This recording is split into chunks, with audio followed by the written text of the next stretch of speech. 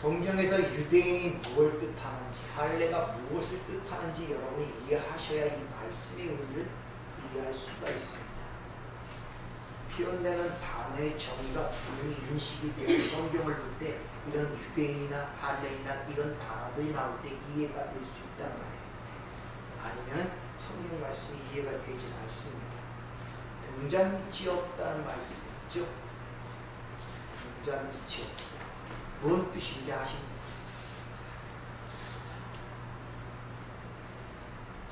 가장 어두운 것이 어딥니까? 그리고 또 어딥니까?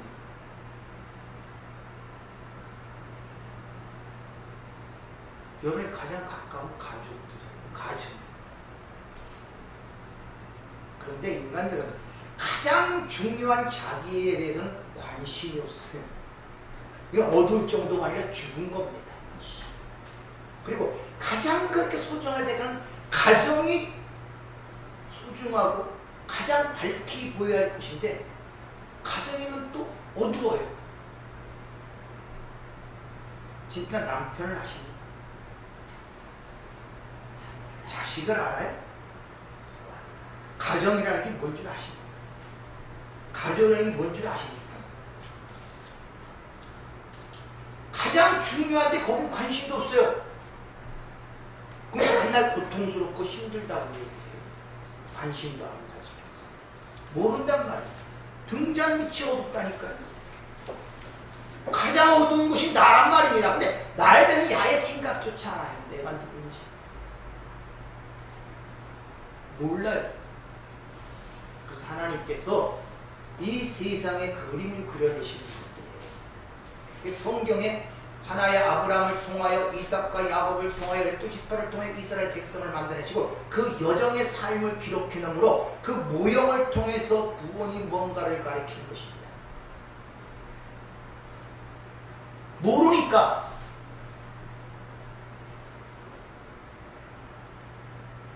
등잔 밑이 어둡다니까. 가장 소중하고 중요한 곳에는 관심이 없단 말이에요. 거기가 제일 어두운 곳인데 자녀를 위하여, 가족을 위하여, 남편을 위하여, 아내를 위하여 얼마나 기도를 해보셨습니까? 내 자신이 얼마나 어두운 거에 대해서 고민과 갈등과 하나님께 부르짖어 봤습니까? 등잔 밑이 어둡다니까. 그 성경에서 애굽이라는 하나의 이 세상에 존재했던 나라를 통하여 세상이 어떠한가를 보여주는 거예요. 여러분이 사는 이 세상이 어떠한 줄 아십니까? 모르니까 애굽이라는 세상을 통하여 세상이 이런 것을 가리키기 위하여 애굽이라는 나라가 역사 속에 존재했고 성경에 기록된 것입니다. 뭐 가보지 못할 세상 참 아름다운 것 해갖고서 유명 명승지 같은 것들을 소개합니다. 그런데 실제 그곳에 가보면 우리는 굉장히 아름답고 야 너무나 좋다는데 실제 거기에 사는 사람들은 전혀 무감각해요. 아름답고 느낀 적도 없고 여기가 좋다고 느낀 적도 없고 그냥 사는 거예요. 그만큼 거기에 익숙해져 있기 때문에 그래요. 여러분이 이 땅에 태어나서 세상에 살면서 세상이 무언가를 생각해 봤어요? 너무나 익숙해갖고 아무 생각 없이 살아가는 거예요. 너무나 익숙한 거예요. 그리고 항상 사람들처럼 남의 사는 나라, 남이 사는 곳이 멋지고 아름다운 것처럼 항상 거기를 뭐라 그럴까? 바란다고 그럴까? 실제 자기 것이 어두우니까 남의 것이 밝아 보이는 거예요. 그래서 그렇게 여행을 타고 싶어 하는 거예요. 지금 여러분 삶 속에는 아름다운 곳이 아무것도 없습니까? 그럼? 다 나쁜 것들이에요? 너무 어두워. 너무 어두워. 너무 어두워. 그래서 집 싸들고 가봐야 힘만 들어요. 갔다 오면 별거 아니에요. 왜? 내가 가장 중요한 내 자신을 모르고 가장 소중한 가족과 가정이 뭔지를 모르면 아무리 어디 가들 뛰어 돌아다닌들 마음의 쉼과 안식과 진짜 행복을 보지 못합니다. 그건 남의 것이란 말입니다. 잠시 보이는 그림이란 말입니다. 이와 같이 우리가 사는 세상이 무엇인지를 모르기 때문에 애국이라는 한 나라의 모형을 통하여 이 세상이라는 게 이런 거야를 가리키는 것이 성경이라는 애국, 지금으로 말하는 이집트란 말이에요. 근데 그 애국이라는 나라를 생성된 걸 보면 이것은 뭐 그려낸 얘기가 아니라 역사 속의 사실이란 말이에요. 노아의 세 아들 중 함이 그 후손들이 세운 나라가 애굽입니다.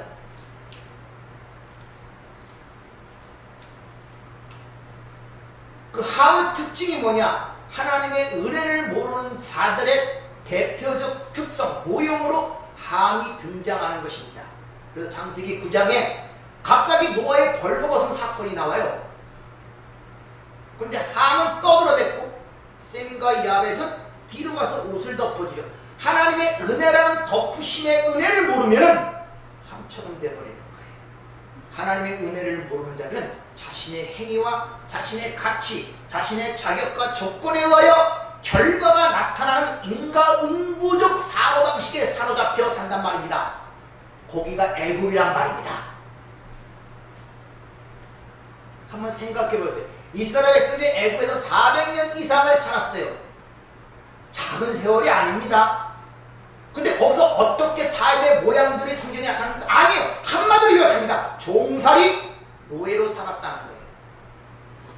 자, 그러면 애국이 세상을 모형하는 거라면 세상에서 하나님의 백성들이 사는 그 모습을 400년이 아니라 1000년을 살도 그냥 노예라고 이렇게 표현합니다.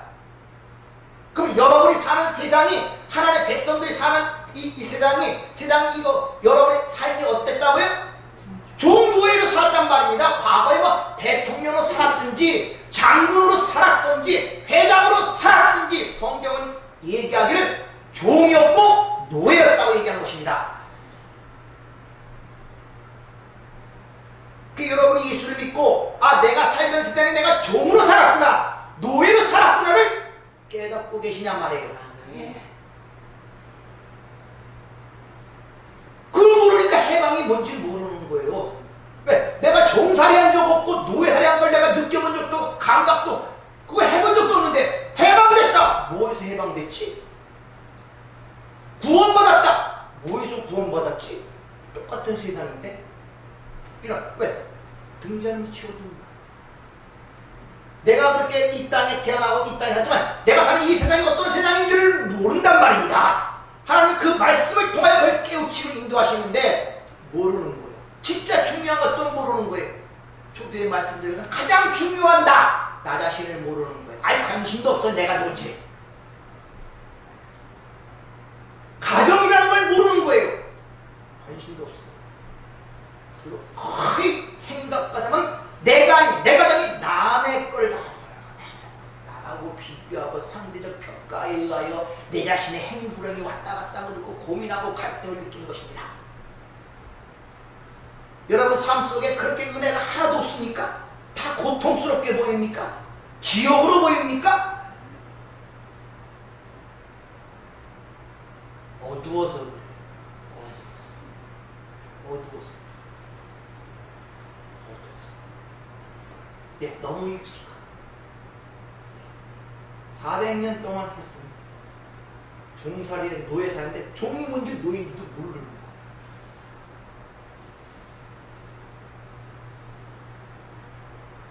노예라는 단어를 통하여 하나님 나라는 그렇게 인간의 업적과 성과에 따라 운영되는 나라가 아니라 오직 하나님의 은혜만 통치된다는 그것을 가리키기 위하여, 다시 말하면 마태복음 20장의 포도의 품꾼처럼 하나님 나라는 포도원이라는 것은 부르심에 의하여 들어가는 것이지 너가 거기서 어떤 성과에 의하여 나는 1시간 일하고 24시간 일하고 그거에 받아지는 나라가 아님을 가리키는 게 포도원 품꾼의 비유란 말입니다.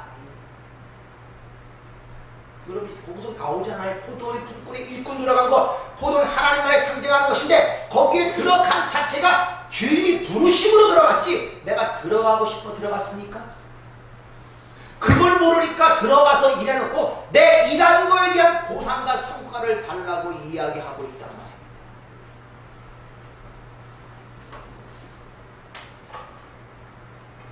이게 포도원 분권에 필요합니다.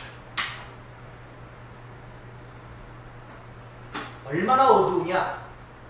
예수님이 육신을 입고 이 땅에 오셨을 때 그 이 세상의 실체를 성경은 이같이 밝힙니다. 요한복음 1장 10절. 그가 세상에 계셨으며 세상은 그로 말미암아 지은 바 되었을 때 세상이 그를 알지 못하였고, 심지 자기 땅에 오매 자기 백성이 알아보지도 못하고 영접지 아니했다고 기록하고 있단 말입니다.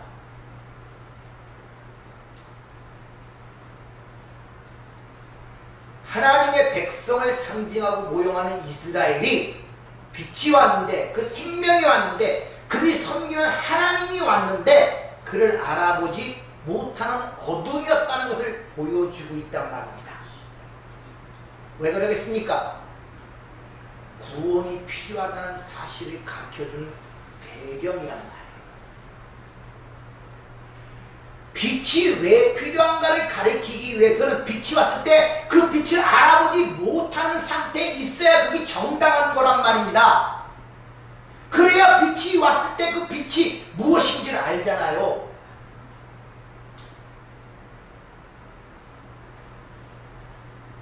예수를 만나고 싶습니까? 하나님과 교제하고 싶습니까? 그 빛을 알아보려면 내가 어떤 것을 배경을 갖고 있어야 된다고요? 어둠이라는 걸 갖고 있어야 그 빛이 인식이 된단 말입니다. 내 자체가 어둠인 줄 모르면 빛이고 어둠이고 아무것도 없어요. 여러분들, 죽은 자가 살면 뭘 알고 죽음을 어떻게 알아요? 그러니까 내가 어둠이라는 자체가 인식될 때부터 그가 이미 산 자란 말입니다. 산 자만이 내가 어둠을 깨달을 수가 있단 말입니다. 죽은 자가 어둠이고 빛이고 없어요. 죽은 자가 뭐 아무것도 모르는데 뭐 어둠이고 빛이고 있습니까? 내가 어둠이구나, 내가 가장 어두운 자구나 를 깨닫는 자가 그 자체가 바로 생명이 있는 자란 말입니다. 그들이 그래서 성경은 항상 어둠으로부터 출발해요. 이 인간의 근원적인 땅이, 창세기 2장에 땅이 혼돈하고 공허하고 흑암으로부터 시작되죠. 믿음의 조상이라는 아브라함이 어디 살고 있습니까? 바벨론, 갈대아 우르에 살고 있는데 죽은 자들이에요. 바벨론 멸망받은 것, 그것 하나님이 찾아가심으로 시작이 됩니다. 이스라엘 시작이 어떻게 됩니까? 애굽에 살 때 모세를 통하여 건져낸 6월절로부터 시작이 되잖아요. 어둠으로부터 시작이 되는 거예요. 어둠으로부터. 하나님의 은혜를 어떻게 읽느냐? 내가 어둠인 것부터 깨닫는 것부터 시작이 되는 것입니다. 내가 얼마나 불가하고 무력한 줄을 깨닫음으로부터 시작이 된단 말입니다. 여러분, 하나님 믿고 예수를 믿는다는 것은 하나님의 말씀을 모르면 반드시 그 사람은 자기가 만든 하나님을 믿게 돼 있습니다. 아시겠습니까? 그래서 평소에 자기 뜻대로 아무 생각 없이 살다가 힘들고 어려울 때 왜 하나님 살아계시다면 나를 안 도와주십니까? 이런 일들을 한단 말입니다. 평소에는 아무 생각 없어요. 관심도 없습니다. 내가 주인이고 내 뜻대로 내 마음대로 삽니다. 그러다가 일만 생기면 하나님이 살아계시다면서 왜 나를 안 도와줍니까? 이런 하나님을 만들어 놓고서 섬긴다고 살아가고 있다니까요. 박제되는 하나님, 가짜 하나님, 죽은 하나님. 말씀을 모르면 그래요. 말씀을 모르면 그렇단 말입니다. 내가 만든 하나님을 만들어 놓고 그걸 하나님 믿는다고 한다니까요. 이스라엘 백성이 금송아지, 애굽의 풍요의 신, 암피스의 황소, 우리를 부유케 하고 애굽의 부추와 마늘과 고기를 풍성하게 먹여주는 그 하나님, 이게 금송아지 사건 아닙니까?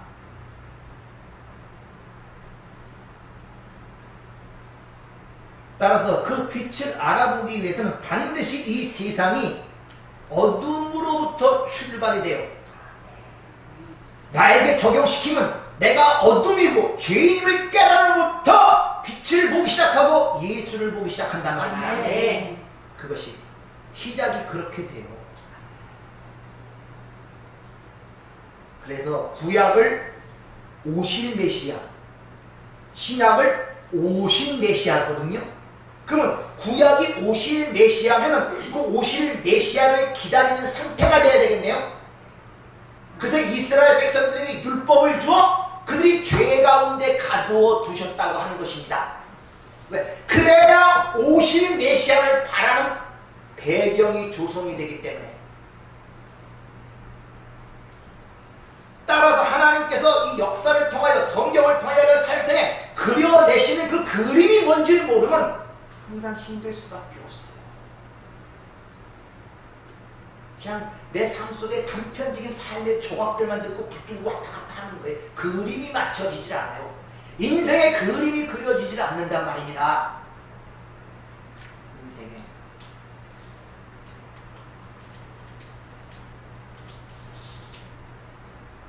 이걸 여러분이 이해하신다면 과거의 여러분의 삶이 어떤 의미를 갖고 있는지를 알 수 있을 거 아닙니까?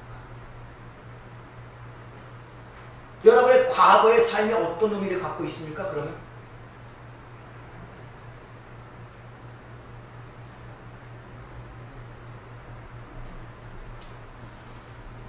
이스라엘 백성들을 그 메시아를 기다릴 수 있도록 하기 위하여 율법을 주어 죄 가운데 가두어 두신 삶을 살았다는 것이 그 메시아를 기다리기 위한 하나의 무대장치라면 여러분이 예수를 믿고 영접하는 그 이전의 삶들, 나는 인간 측에서 내 입장에서 예수를 믿지 않고 살았던 그것은 어떤 의미를 갖고 있겠냔 말입니다. 자꾸 연결이 안 되네.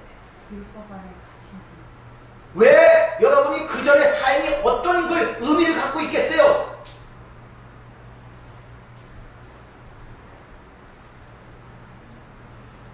잘 생각해 보세요. 그 하나님의 백성이 이스라엘 백성들이 그 교회를 모용하지 않아요. 그들이 오실 메시아를 기다리도록 하기 위해서 그들에게 율법을 주어 죄 가운데 가두어 두셨단 말입니다. 다시 말해 진정한 하나님을 몰랐단 말입니다. 그럼 여러분이 예수를 믿기 전에 그 삶은 어떤 의미를 갖고 있겠냔 말이에요. 그것도 예수께로 인도하기 위한 하나님의 은혜의 방편이었단 말입니다. 여러분들 이런 걸 이해하지 못하니까 과거의 삶들이 상처로 남고 아픔으로 남는 거예요. 자, 사도 바울이 진짜 예수를 만난 것은 다메섹 선상에서 만났습니다. 근데 은혜를 받고 깨닫게 되니까 자기가 언제부터 하나님의 백성이었다고요? 어머니 모태로부터 이미. 근데 태어나서 예수를 만나기 전까지 예수를 믿는 자를 잡아다 죽였다니까요. 근데 그런 모든 것들이 나를 어디로 인하여? 예수께로 인도하여 그 복음을 증가하기 위한 하나님의 은혜의 수단이었단 말입니다. 그 여러분의 과거의 일들이 그렇게 느껴지란 말이에요. 그 하나님의 손길이 느껴지란 말입니다. 그것이 그걸 모르니까 과거에 저는 상처로 갖고 있는 거예요. 미움으로 갖고 있는 것들이고 그걸 끌어내지 못하니 하나님의 은혜가 들어갈 틈이 열리지 않는 것입니다. 소알이 또알을 꽉 틀고 있는 거예요. 왜 스스로를 자꾸 죽여갑니까? 그런 걸 틀고 있어서 모르면 부르짖으란 말입니다. 그 상처 때문에 하나님. 그러고서 괜히 고통을 믿는 척하고 은혜는 없는데 이게 얼마나 안타까운 신앙생활입니까? 힘든 거 그러니까 과거에 힘들고 어려운 그 모든 상황이 하나님이 나를 예수께로 인도하여 하나님 나라로 인도하는 자기 백성, 내 원래 신분이 하나님의 백성을 가리키기 위한 하나님의 은혜의 손길이었구나를 느끼면 그 모든 것이 한순간에 하나님의 은혜로 떨어져 버리는데 그가 여전히 아픔으로 갖고 있고 상처를 갖고 있고 내 인생이 왜 이러냐, 이 눈먼 자들의 특징이란 말입니다. 여러분의 창세에서 선택한 하나님의 백성이라면 하나님의 손길이 닿지 않는 곳이 어디 있습니까? 심지어 사도 바울이 예수 믿는 자를 잡아다 죽일 때도 그때도 하나님의 백성이었다니까요. 성경은 그렇게 기록하잖아요. 모태로부터 택정을 입었으니까 어느 때 내가 하나님의 손길을 벗어난 적이 있습니까? 그 모든 사건이 하나님의 어떤 뜻을 이루기 위하여 그런 고통 가운데 밑바닥까지 내려보낸 다음에 은혜를 주어 그 복음을 증가하게, 그 복음의 크기가 얼마나 큰지, 그 사랑이 큰지 은혜를 큰지 그걸 전하기 위하여 나를 그 밑바닥으로 떨어뜨리고 그 죄인의 괴수로 만드셨구나. 그 하나님의 은혜를 그렇게 높이신단 말입니다. 그러니까 과거에 자기가 행한 모든 그 행적들이 하나님의 은혜가 죄의식에서 사라져버리는 거예요. 오히려 그런 자유함이 있냔 말이에요. 그러니까 여러분의 과거의 삶이 어떤 삶이었든지 구원의 필요성을 깨닫게 하고 예수께로 인도하여야 할 하나님의 은혜였다는 사실, 그걸 깨달으란 말입니다. 그거 여러분 뜻대로 과거에 산 것이 아니라, 이것이 그럴 때 인생에 올바른 그림이 그려진단 말이에요. 앞뒤가 맞춰지기 시작하는 거예요. 아, 인생이 그렇구나. 이 조각 저고작 맞아 들어가면서, 아, 하나님이 나를 선택하시고 부르시고 내가 하나님의 자녀였구나. 그것이 다 하나님께로 인도한 하나님의 사전 작업이었고 준비였구나를 깨닫게 된단 말이에요. 네. 그럴 때 얼마나 마음에 자유함이 오는 줄 아십니까? 얼마나 감동이 오는 줄 아십니까?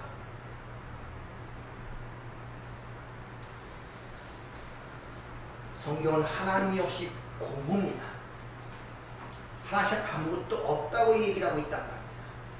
그 아무것도 없는 곳에서 하나님의 자녀가 어떻게 탄생되는 것을 그려내기 위하여 첫 창조가 창조가 된 거예요. 그 중에 하나님의 형상대로 만든 인생이라는 게 창조가 되고, 따라서 이 우주 만물과 여와 저와 여러분뿐 아니라 세상 모든 인간들 다 하나님의 그런 은혜를 드러내기 위한 도구로 만들어진 거예요. 그 하나님의 뜻을 그려내는 것은 단순히 믿는 자의 삶을 통해서 그려내는 것이 아니라 믿지 않는 불신자를 통해서도 그걸 그려내고 있단 말입니다, 여러분들. 그래서 진노의 그릇 또 하나님이 만드셨다고 창세기 9장에서 얘기를 하고 있는 것입니다. 그래서 창세기 1장 땅이 혼돈하고 공허한 가운데 3절에 빛이 오니까 창조가 일어나죠. 마찬가지예요. 똑같은 이 구원의 역사가 그렇게 일어나고 있단 말입니다. 주님이 오셔서 내가 세상의 빛이라고 친히 말씀하시는 이유가 바로 거기 있단 말입니다.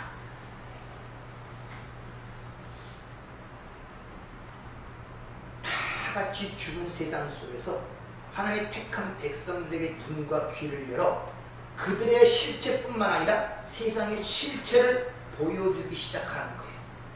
아, 내가 사는 세상이 죄악된 세상이고 실상은 살아까지만 다 죽은 자들이구나. 우리 깨닫게 되는 거예요. 아, 이 세상이 그런 것이었구나 를 알게 되는 거예요. 아, 그래서 구세주가 필요하고 왜 하나님이 육신을 입고 이 땅에 오셨고 십자가에 죽으셔야만 했는가의 그 필연성이 절절하게 깨달아지는 것입니다. 그것이 그것을 오늘 하나님의 말씀을 맡았다. 이 맡았다는 단어가 이게 피스티스, 믿음이란 단어, 하나님의 말씀을 믿었다. 이 말은 믿음은 바라는 것들의 실상이요 보지 못하는 것들의 증거, 그 하나님 나라의 어떤 증거와 실상을 가진 자들을 이 땅에 보내신 자들을 하나님의 말씀을 맡았다. 그 묵시 속에 하나님 나라가 뭔가를 그려내기 위하여 인생을 만들고 창조하시고 이 땅에 보내셨다, 이런 말이에요. 아, 네. 그런 유전자를 갖고 태어난 것이 하나님의 백성이라면 이게 창세전 선택이라는 그 의미 속에 들어있는 거예요. 그런 유전자를 갖고 하나님의 백성들은 이 땅에 던져졌단 말입니다. 그들이 이 땅에 살면서 처음에는 오리 새끼처럼 살았지만은 가면 갈수록 내가 바라보는 것이 오리가 아니라 하늘을 날아다니는 백조를 바라보게 되고 자기의 실상을 깨닫는 거예요. 나는 왜 이렇게 살지? 근데 알고 봤더니 내가 그 하늘의 백조임을 깨닫게 되는 거예요. 아, 네. 이것이 구원의 관계란 말입니다, 여러분들. 아, 네. 자기 신분과 위치를 아세요. 아, 네. 여러분들, 내가 맨날 아무 생각 없이 살았어요. 근데 어느 날 갑자기 변호사가 찾아오더니 당신의 멧돼지 할아버지께서 유산을 남겼는데 가족 중에 찾다 보니까 아무도 없고 당신이 유산 상속자래. 알고 봤더니 재벌이네. 그렇게 받았다 그러면 여러분의 기쁨이 어떻겠습니까? 날로 뛰죠. 모든 게 갑자기 변해버리는 거예요. 와, 내가 재벌 상속, 유년 상속자네? 억만장자가 됐네? 여러분의 사고가 안 변하겠습니까? 보는 것이 안 변하겠습니까? 생각이 안 변하겠어요? 근데 이 세상을 창조한 창조주가 하나님이 나의 아버지시네? 아, 네. 근데 그걸 깨닫는 순간에 어찌 안 변할 수가 있어요? 보는 것, 생각하는 것, 행동들이 모든 게 다 변할 수밖에 없단 말입니다. 네. 그전에는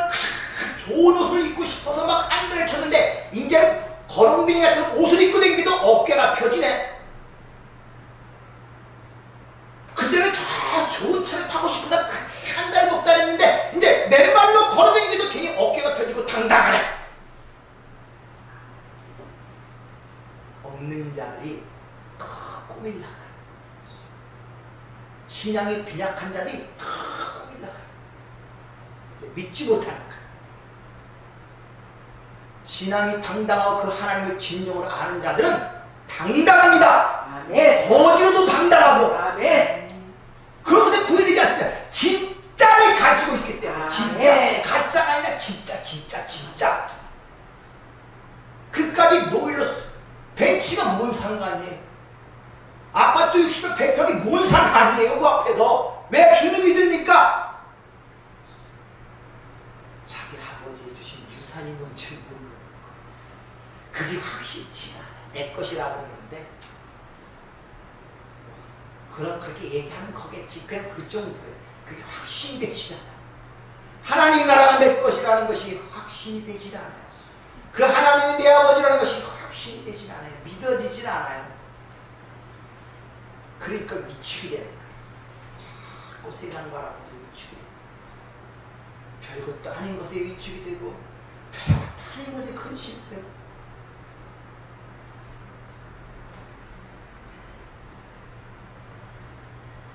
그래서 이스라엘 백성들에게 그들의 실체를 깨닫기 위하여 구약에서 뭘 줬다? 율법과 할례를 줬단 말입니다. 그 준 이유를 로마서 3장 12절로 확실하게 밝힙니다.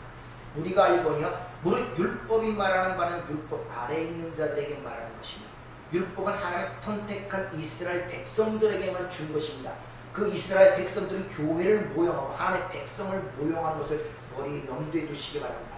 이는 모든 입을 막고 온 세상으로 하나님의 심판 아래 있게 하려 하리라. 그러니까 여러분이 율법을 알았다면 이 세상에 하나님의 심판 아래 있음을 아셔야 된단 말이에요. 그러므로 율법의 행위로는 그 앞에 의롭다 하실 육체가 없나니 율법으로는 죄를 깨닫게 합니다. 그러니까 이 세상 사람들에게 율법을 주고 하나님의 백성이 율법이었으니까 그 율법을 통하여 죄를 깨닫고 아 주님 나는 불쌍히 여겨주세요. 나를 구원해 주세요. 그걸 확인시키기 위해서 줬단 말이에요.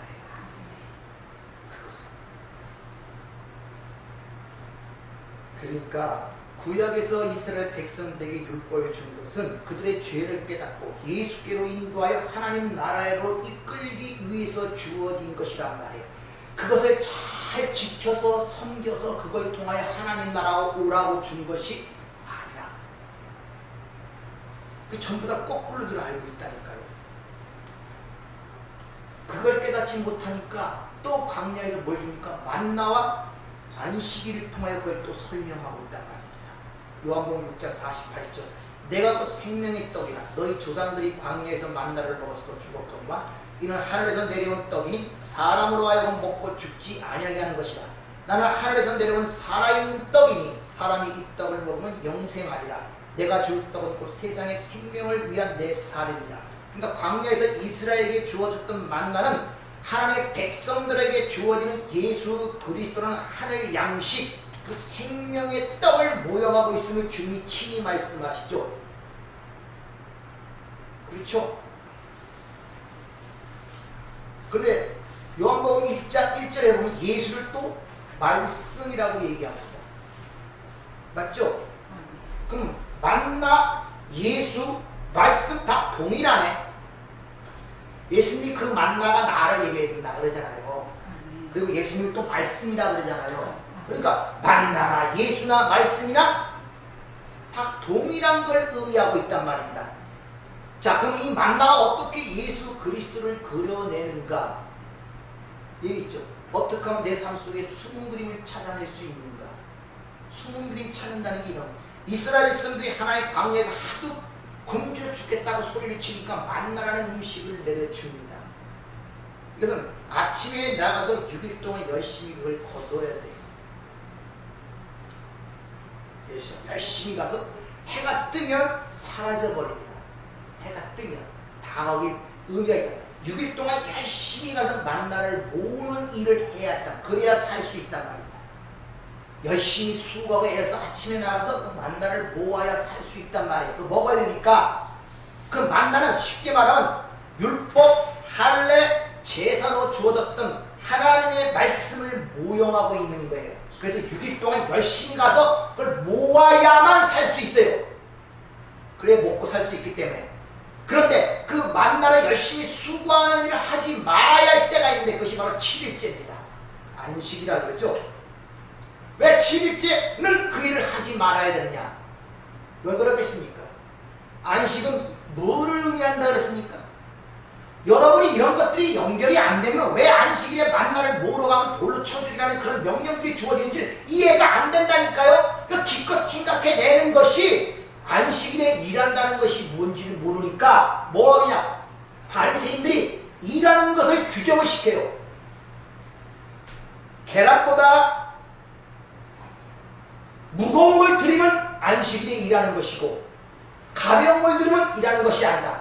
또 밥을 먹기 위해서 백발자국 이상 가면 일하는 것이고 안 가면 일하는 것이 아니다. 이렇게 규정해갖고 그걸 270몇 가지나 만들어냈어요. 왜? 일하지 말라는 게 뭔지 모르니까 거기다가 밥 안 먹을 수 없으니까. 인간들은 그렇다니까 뭔지 모르니까 그렇게 바리새인들이 해석을 만들어낸다. 이게 바로 미시나 그런 거 아닙니까? 탈무드 전부 다 그렇게 만들어냈단 말입니다. 그러니까 안식일 지키지 말라는 그 계명을 하나 지키기 위하여 인간들이 만드는 게 270몇 가지가 돼요. 사복음서에 가면은 예수님을 절벽에 밀어다 죽이려고 그러다가 못 죽이고 예수님이 그들 가운데 지나는 모습이 나타납니다. 왜 예수님을 죽이다가 그 절벽 가운데 밀어서 죽이면 되는데 왜 못 죽이고 그거 한 줄 아십니까?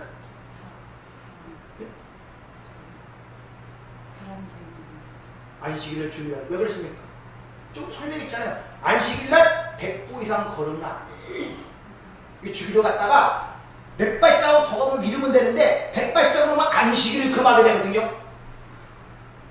그러니까 거기서 밀어내지 못한 거예요. 유대인들이 그랬다니까요.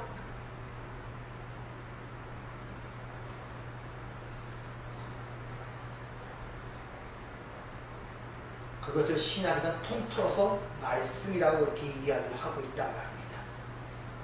그 주님께서 내가 생명의 떡이라면서 그 만나에 대한 의미를 가르쳐주고 있죠.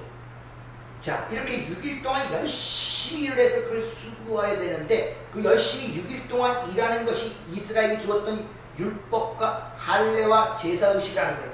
근데 안식일에는 그 일을 하지 말라 그래요. 다시 말해 안식은 하나님 나라를 상징한다 그랬잖아요. 그래서 모든 일을 마치시에 7일째 안식하셨다 그냥 완성을 했단 말입니다. 그러니까 그 하나님 나라에 들어가서는 절대 일을 하면 안 된단 말이에요. 다시 말하면 안식이라는 하나님의 나라는 인간의 수고와 노력으로 들어오는 것이 아님을 가리키고 있단 말이에요. 그래서 안식일에 그걸 하지 말라고 그 얘기하는 것입니다. 다시 말하면 하나님 나라에 들어오면 율법주의적 인본주의적 행위를 버려야 한단 말이에요. 만나를 열심히 6일 동안 모으는 일을 그쳐야 된단 말입니다. 자, 6일 동이라는 것은 그 7일의 안식을 가기 위한 과정이란 말입니다. 6일을 살아야 7일째 도달하니까.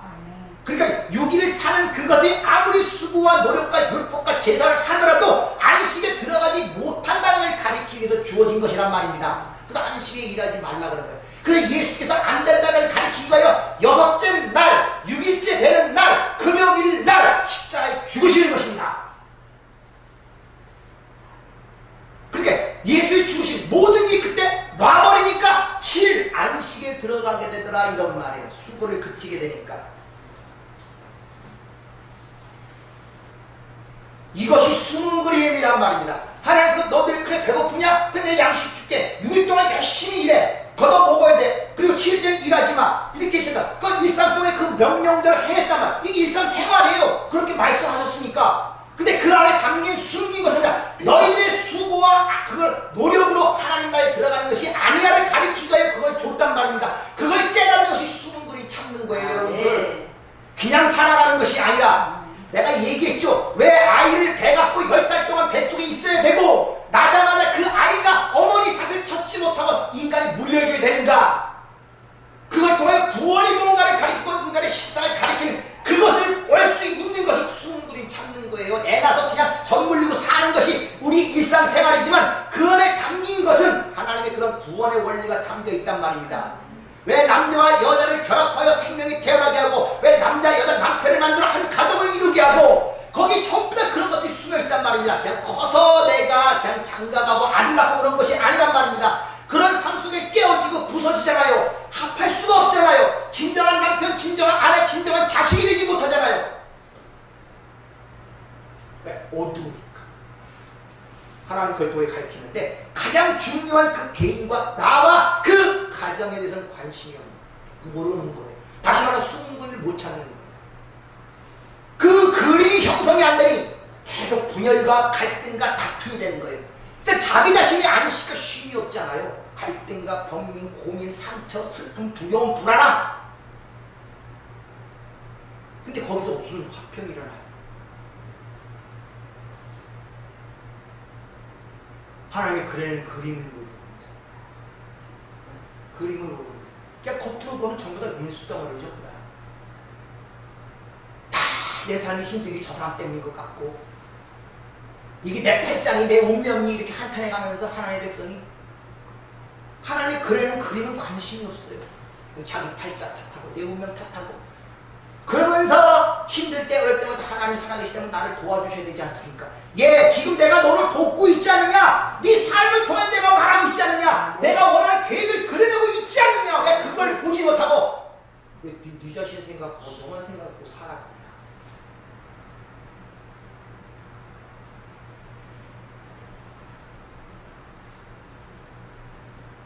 그러므로 6일째까지 그걸 걷고 안식일에 그 만나를 거두지 말라는 것은 인간들이 자신의 힘과 수고로 쌓아서 획득하는 만나로 절대 안식에 들어갈 수 없음을 알릴 뿐만 아니라 7일째, 즉 그걸 모든 인간의 힘을 포기하고 그냥 은혜로 거저주어지는 그 만나의 자체 힘으로 안식에 들어가게 한다는 것이 만나 속에 들어있는 이야기이기 때문에 그 만나는 해가 뜨기 전에 거둬야 돼요. 하나님을 형성하죠. 해만 뜨면 살아버리는 거예요. 잠시 그때까지 그를 가르치기 위해 주어졌던 거란 말이에요. 아멘. 만나가. 아멘. 그것도 주지 못하니까 신의 산에서 또 율법이 주어지죠. 출애굽으로부터 50일째 펜타코스트 오순절날 그들에게 율법이 주어집니다. 율법도 역시 예수 그리스도를 설명하는 거 아닙니까? 주님이 친히 말씀하시죠. 율법과 선지자가 나에 대해서 기록한 것이다. 그럼 뭐겠습니까? 그것도 역시 네 실상을 깨달아 예수께로 인도하기 위한 방편으로 주어졌단 말입니다. 근데 구약의 오순절에는 신의 산에 율법이 주어졌지만 신약의 오순절에서는 하늘로부터 성령 강림이 임하죠. 다시 말하면 구약을 얘기하면 하나님의 백성이 되려고 애쓰고 노력하는 그것을 가리키는 것이고 그게 율법이란 말이야. 그래서 돌판으로 주어져요. 내 밖에 기록된 법으로 주어지는데 신약에서는 그 법이 내 안에 들어와 버려서 내 생각과 마음이 돼버려요. 네.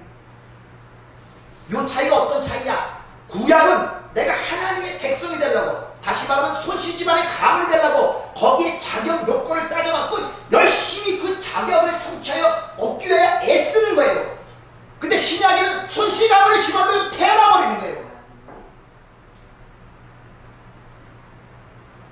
구약은 열심히 노력하는 거예요. 그 조건에 만족해 하나님 백성 되니까. 근데 신약에서는 하나님의 백성으로 이 바로 율법과 그것을 우리 마음과 생각에 기록했다 그러는 이게 새 언약이라고 하잖아요. 새 마음 주시고 새 영 주시고 새 지식 주신다는 거예요. 새 사람이란 말이죠. 이같이 율법도 만나와 마찬가지로 율법을 지켜서 안식의 땅, 약속의 땅으로 들어가는 것이 아니라 어린 양의 보혈로 거저 들어간다는 걸 깨닫기 위해서 그 율법을 준 거예요.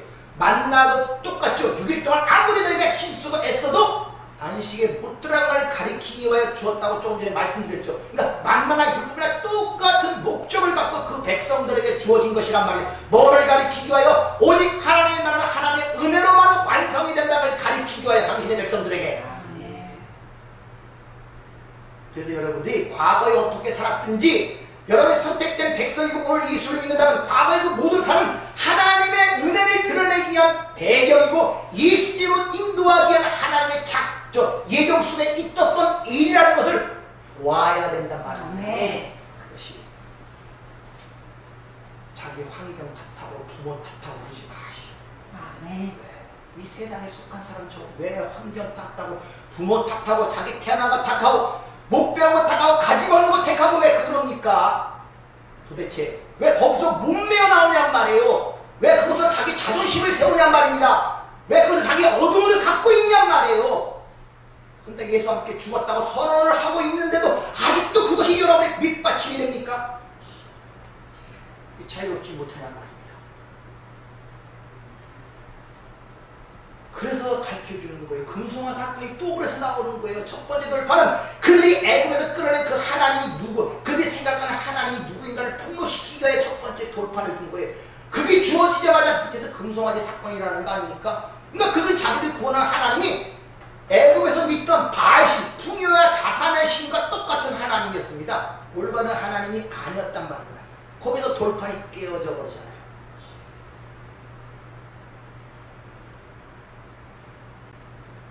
이같이 율법은 예수 그리스도를 설명하는 공학선생으로 주어진 것인데 그것을 주어졌더니 이 율법을 사용하여 자신의 가치와 능력을 자랑하고 자기들의 신분 상승을 꾀하더라. 주님이 그걸 모세의 자리에 앉았다 이렇게 표현하죠. 네가 티끌임을 가르쳐 하나님의 은혜를 의지하도록 줬더니 오히려 그것을 열심히 지켜서 가치를 상승하고 신분 상승을 꾀하더라 이런 말이에요. 이 세상의 모든 것들, 우리가 지금 누리는 것들, 이 모든 것들은 그 하나님의 은혜를 깨닫기 위하여 주었더니 이것들이 그것을 취하여 자기의 자랑과 만족과 가치를 위하여 그걸 사용하더라 이런 말이에요. 여러분의 인생과 목숨과 가치와 부와 지위와 가정과 모든 걸 줬더니 그걸 자기의 행복과 자기 만족을 위해 사용하더라 이런 말이에요. 하나님의 은혜를 깨닫도록 위해서 주었더니 그것이 하나님의 영광을 위해 창조된 자들이 자기 영광을 위해 사는 죄의 본질적 문제란 말입니다. 그리고 두 번째 돌판이 주어지죠. 근데 그 돌판은 법궤라는 언약궤 속에 들어가요.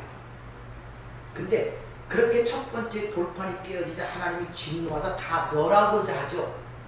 절대 안식에 약속의 땅에 못 들어갑니다. 그때 중간에 누가 나섭니까? 모세가 나타나서 그 목숨을 담보로 하여 이 백성을 용서해달라고 하죠. 그러니까 허락을 받고 두 번째 돌판이 그에게 주어집니다. 근데 그 돌판은 언약궤라는 법궤 안으로 들어가요. 그로부터 이스라엘 백성들의 삶이 바뀌는데 그들은 진행을 하든지 행동을 하든지 전쟁을 하든지 항상 앞에는 그 법궤가 앞장을 서야 됩니다. 그럼 두 번째 돌판, 그 율법을 받은 이스라엘 백성들은 그 두 번째 돌판을 볼 때마다 뭘 상기해야겠습니까?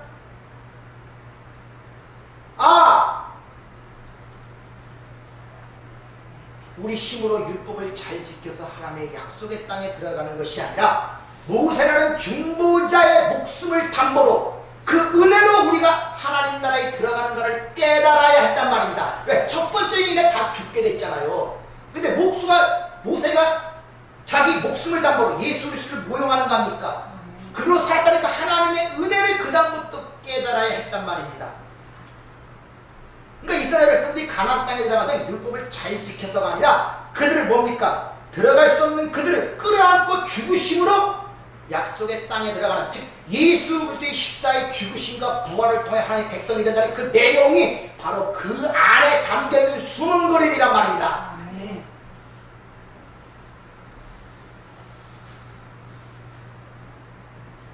그래서 모세가 그 약속대로 안식의 땅에 들어가지 못하지. 눈앞에 두고 거기서 하나님이 죽이시는 것입니다. 예수의 모형은 예수의 모형은 요셉도 마찬가지. 애굽이라는 세상에서 그 백성들의 식량을 관장하는 살해된 그 요셉이 약속의 땅에 들어가서 죽어서 들어가잖아요. 그런데 그 후손들이 두 지파가 두 분깃을 얻죠. 땅 분배. 그로 인하여 그 교회란 말입니다. 모세는 저주받아서 죽어야 할 당신의 백성들이 자신의 목숨으로 살리신 율법의 본체이신 예수 그리스도를 설명할 뿐만 아니라 또 그분 자신이 십자가의 필연성을 왜 죽어야 하는가, 그 십자가의 필연성을 설명하는 것이 율법이었단 말입니다. 모세는 자신의 목숨으로 당신의 백성들을 살려내는 율법의 본체, 말씀의 중심 아닙니까? 그 예수 그리스도를 상징하는 모형이고 그 모세를 통해 보여주는 율법은 왜 예수 그리스도의 죽어야만 하는가를 가리킨 것으로 주어진 것이란 말이에요.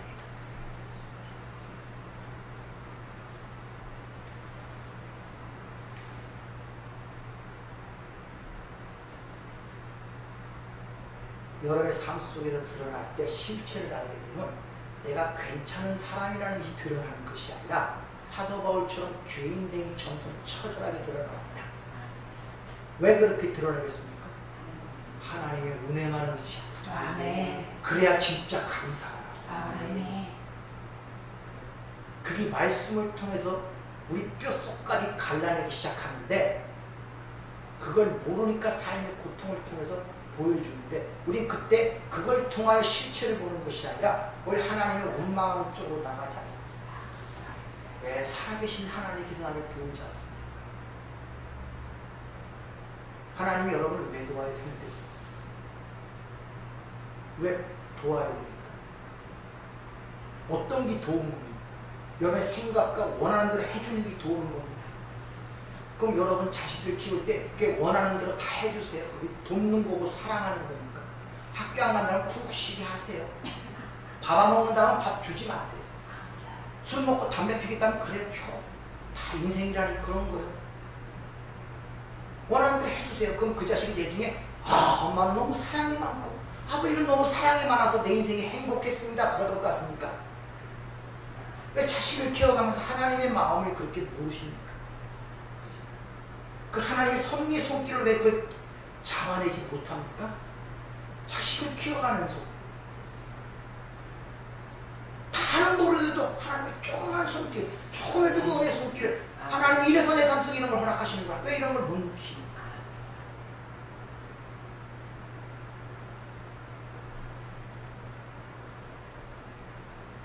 지난주에 지지난주에 하나님의 말씀을 맡은 자라는 것은 창세전 하나님의 언약을 담아서 그걸 그려내기 위한 도구로 이 땅에 보신 하나님의 백성들을 얘기한다고 했습니다.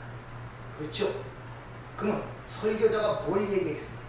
세상 얘기해야 됩니까? 인간 사에 대한 이야기를 해야 됩니까?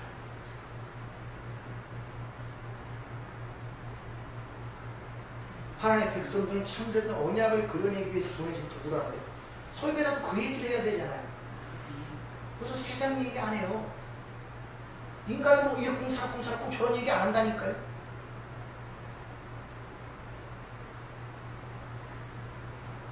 그래서 창세전 언약을 하나님의 복음을 얘기하는 자들은 결코 환영을 받지 못합니다. 돌을 맞고 죽임을 당할지언정. 성경을 통하여 만물을 통하여 이 역사 그리고 여러분의 인생을 통하여 그려내시는 이야기가 무엇인가를 말해야 할 자들이 하나님의 백성, 하나님의 말씀을 맡은 자들은 여러분의 DNA가 그렇게 되어 있단 말이에요. 그런 대로 살아가는 게 편하잖아요. 내 성품대로 원래 성품대로 살아가는 게 편하잖아요. 내 성품은 이런데 다르게 살아가니까 고통스러운 거예요. 여러분들 여러분이 생각하기엔 내가 원하는 거 다 이뤄주면 굉장히 편하고 행복할 것 같죠? 그럼 내 중에 마약 의지예요. 스스로 자살한다니까 여러분들. 아니 곰곰이 생각해봐요. 내가 할 수 있는 거 다 하면 어떻게 됩니까? 살 의미가 없어서 내 중에 그 약을 통해서 어떤 만족을 느끼려고 한다니까요. 술을 통하여 도박을 통하여. 그래서 내가 그것도 안 되면 자살해버린다니까. 의미가 없으니까. 근데 여전히 우리는 내가 원하는 것도 해야 행복하다는 생각에서 집착에서 벗어나지 못해요. 왜? 행복이라는 개념 자체를 잘못 갖고 있으니까. 아직도 인생을 잘못 보고 있으니까 그래요. 거기서 못 튀어나오잖아요. 이거만 없으면 행복할 것 같은데 반대 그거 있기 때문에 당신이 그만한 삶의 균형을 유지하고 있는 거라는 것을 여러분 아셔야 돼요. 아멘. 이것저것 올무 다 풀러주고 족쇄 다 풀러주면 와 자유다. 파리로 해방이 돼갖고 와 자유다. 그 다음에 우리나라 실상이 어떻게 있습니까? 가장 혼돈한 시대가 됐어요. 좌파파 갈리고 국민학교 6학년까지 나가고 대마하고 가장 혼돈한 시대가 그 해방했다고 외치던 그 시대라니까 여러분들. 근데 그런 걸 놀고 여전히 하나님을 믿고 하나님의 말씀을 안다는 자들이 삶에 자꾸 그런 방향으로 생각하고 있다. 내가 지금 족쇄처럼 생각하고 침처럼 생각하는 거 요거 풀어주면 와 행복하다 하나님의 은혜다 이렇게 생각하고 있다니까. 그거 다 풀어주면 안 된다니까요. 그럴 때 내게 들리는 그 걸려있는 족쇄 그런 것들이 이것이 하나님의 은혜였구나. 이게 눈이 열린 자의 모습일 거예요. 아멘. 저게 하나님의 사랑의 손길이었구나. 아멘. 그게 옛날 얘기도 있잖아요.